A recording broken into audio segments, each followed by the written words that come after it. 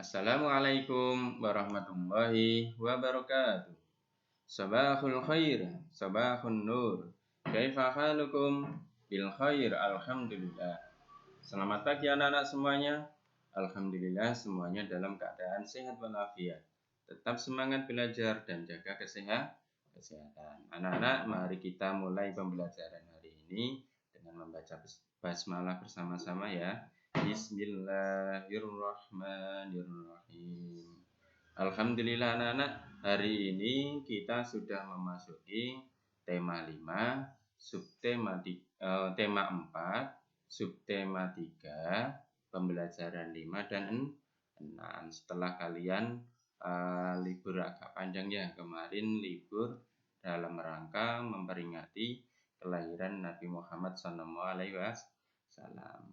Oke, anak-anak, hari ini kita akan belajar tentang kegiatan ekonomi dalam proses menghasilkan beras. Kalian buka buku Bupenakat. Kalian halaman berapa? Halaman 62. Ya. Kita akan belajar kegiatan ekonomi dalam proses menghasilkan beras.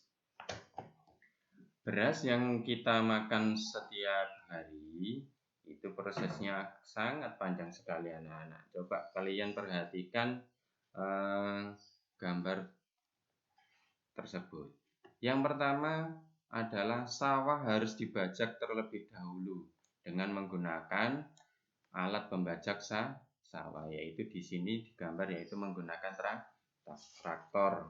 Traktor itu menggunakan mesin. Kalau zaman dahulu tambah lebih susah lagi, yaitu menggunakan sapi, menggunakan kerbau.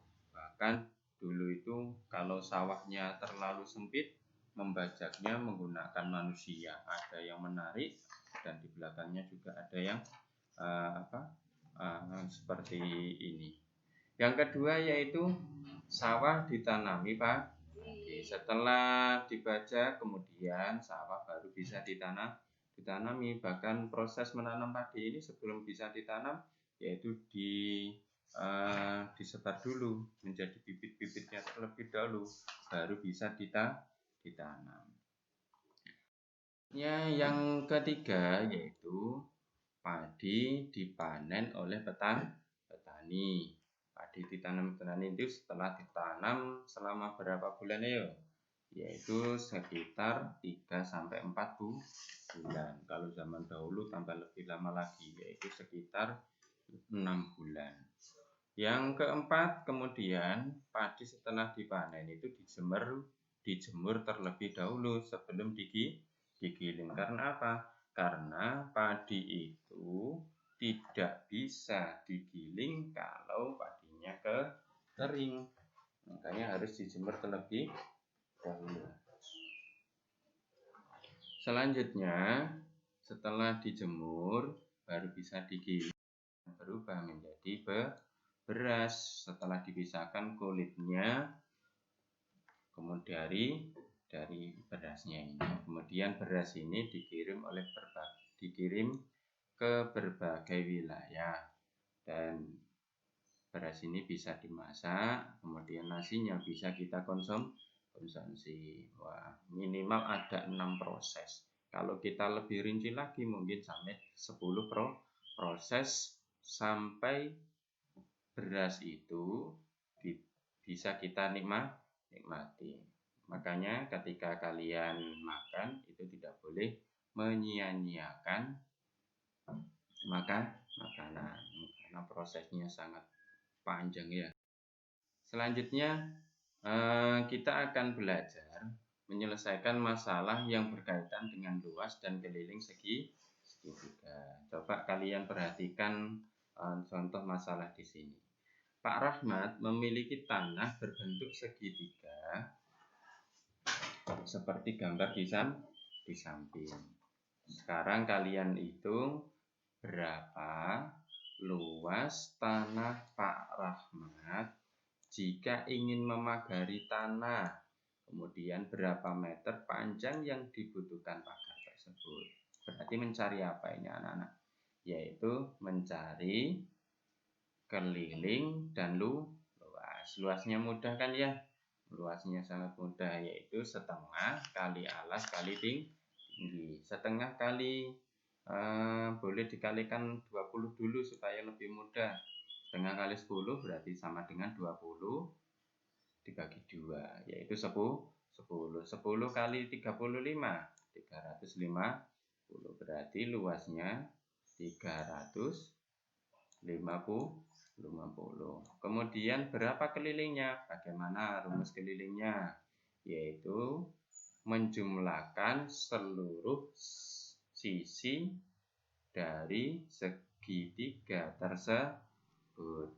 35 ditambah 20 tambah sisi miringnya berapa? Nah, ini nanti kita akan bisa belajar tentang mencari rumus Pythagoras.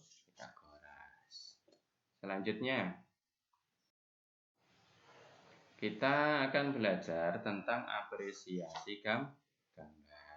Coba kalian perhatikan gambar tersebut. Bagus tidak? Nah, apresiasi gambar itu tidak hanya diberikan pada ilustrasi kegiatan di lingkungan sekitar, melainkan apresiasi juga dapat diberikan pada gambar yang memiliki objek berupa benda atau pemandangan. Nah, kita bisa memberikan apresiasinya dalam hal kerapian atau dalam detail gambar. Seperti gambar tersebut, bunga apa itu? Nah, bunganya sangat indah. Nah, ini contoh apresiasinya. Menurutku gambar tersebut sangat detail dan terlihat hidup seperti ini. Mahkotanya juga terlihat mahkotanya terlihat hidup seperti bunga beneran ya. Selanjutnya coba kalian apresiasi gambar tersebut. Gambar perahu, gambar kapal layar ini ya. Kapal yang digunakan pada zaman nenek moyang kita dahulu. Coba kalian berikan pendapat kalian tentang apresiasi kalian terhadap gambar tersebut.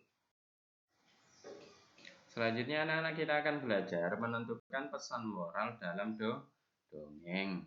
Selain isi dongeng, kita juga dapat menyimpulkan pesan moral yang disampaikan pada dongeng tersebut. Tentu kita harus membaca dengan cermat dan memahami dongeng dengan baik. Komentar terhadap pesan moral dapat dinilai dengan cara melihat apa? Komentar tersebut sudah sesuai dengan dongeng tersebut atau tidak. Coba kalian cermati gambar ini. Pesan moral pada cerita Maling Kundang yaitu apa? Kita tidak boleh durhaka kepada orang tua. Kita harus selalu menghormati mereka. Nah, coba kalian amati. Pesan moral yang disampaikan ini apakah sesuai dengan isi dongeng atau tidak? Nah, kalau sesuai berarti sudah bagus. Selanjutnya anak-anak, kemarin kita sudah belajar tentang pengamalan sila-sila Pancasila sehingga kita bisa membedakan sikap baik dan sikap tidak baik. Coba perhatikan contoh sikap baik berikut. Nah, yang pertama, menjenguk tetangga yang sedang dirawat. Apakah ini baik atau tidak? Oh, tentu baik. Bahkan hak seorang muslim ketika sakit itu adalah kita menjenguk mereka. Kemudian merapikan mainan setelah dipakai. Oh, tentunya sangat baik. Selain rapi, juga bisa membuat orang tua kalian senang. Coba kalian bayangkan ketika kalian bermain, kemudian setelah bermain dibiarkan saja. Pasti orang tua kalian akan capek merapikannya. Selanjutnya, contoh membedakan sikap yang tidak baik lah ini, yaitu menertawakan teman yang terjatuh dari sepeda. Nah, ini tidak boleh. Apakah hanya jatuh dari sepeda? Tentu tidak. Temannya misalnya melakukan kesalahan, kita tertawakan. Atau dimarahi guru, dinasihati guru, kita tertawakan. menyalahkan. Kita tidak boleh seperti itu. Karena apa? Kita harus berempati kepada teman. Selanjutnya mengajak teman di sekolah, mengajak dalam hal apapun tidak boleh. Oke anak-anak, bisa membedakan ya mana sikap yang baik dan mana sikap yang tidak baik. Oke anak-anak, demikian pembelajaran hari ini. Semoga bermanfaat. Tetap semangat belajar dan jaga kesehatan. Setelah pembelajaran ini nanti kita akan melakukan kegiatan tengah semester yang sudah di-share di ayat. Oke, kita tutup pembelajaran hari ini dengan bacaan Alhamdulillahirabbil alamin. Ihdinas siratal mustaqim. Wassalamualaikum warahmatullahi wabarakatuh.